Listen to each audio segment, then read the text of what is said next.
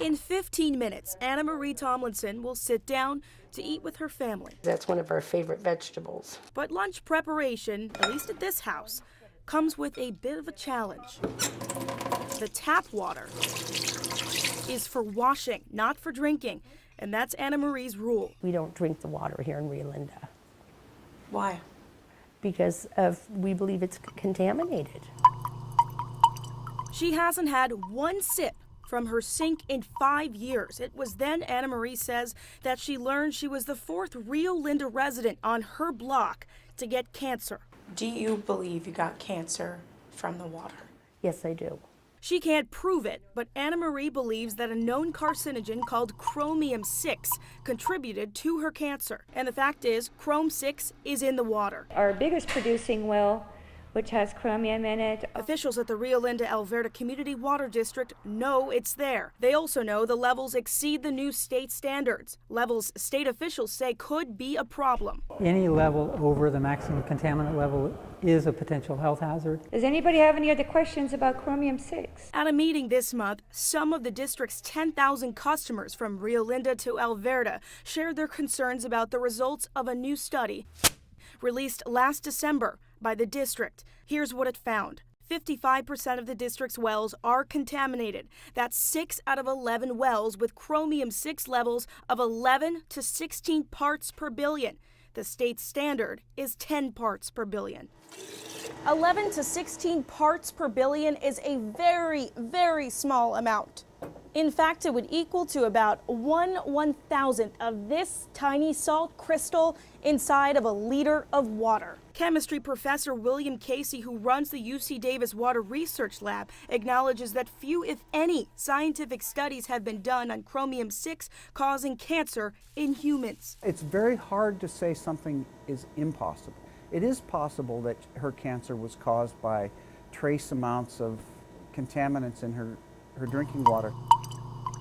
But statistics, Casey says, indicate it's highly unlikely that small amounts of chromium-6, even consumed over many years, can cause cancer. Yeah, here you go. In his lab, chromium-6 looks something like this. That's chrom-6. It's sitting in a vial we can't open, but in the ground, it's invisible. Chromium-6 is a form of chrome, or metal, naturally present in soil across California.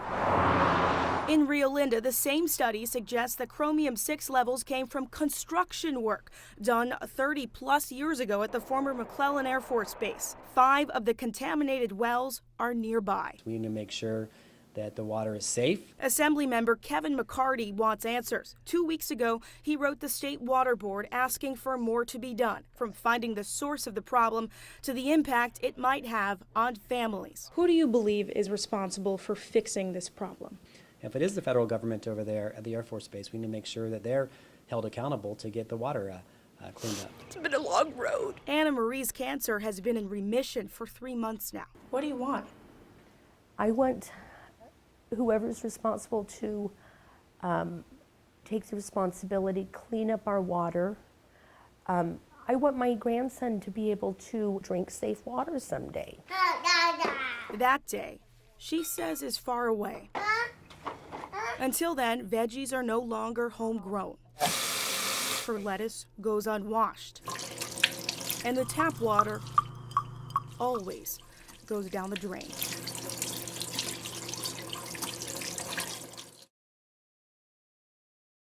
Childcare now! Childcare now! Childcare now!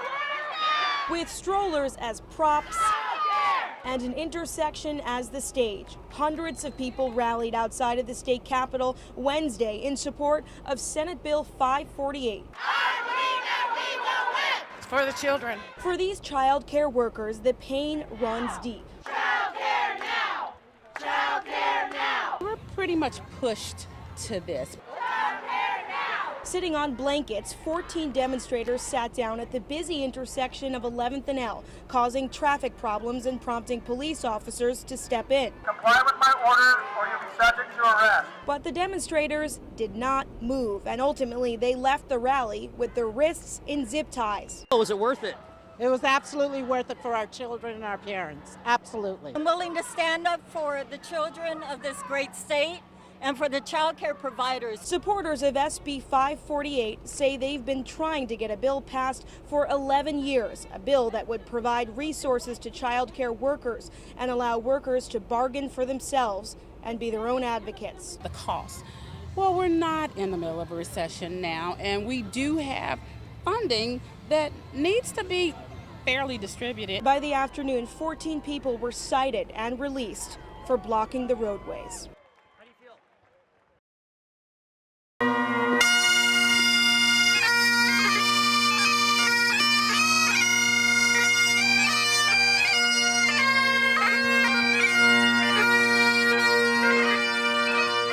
This is a beautiful remembrance of a sad day. He was a go-getter, and I miss him because he made working fun. He needs to be honored. Officer Kevin Ton died on January 15th, 2013, and is the first Galt police officer to be killed in the line of duty. It was especially important to start a tradition, don't like that word, but to start something so that we can remember. It's more beautiful than anything we really imagined. Of course, we hope nobody else gets added to that. For the land of the free. I was on the perimeter when he was shot that day.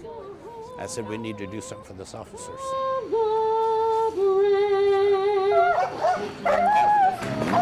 K-9 Yarrow was Officer Kevin Ton's partner. Thank them for being here.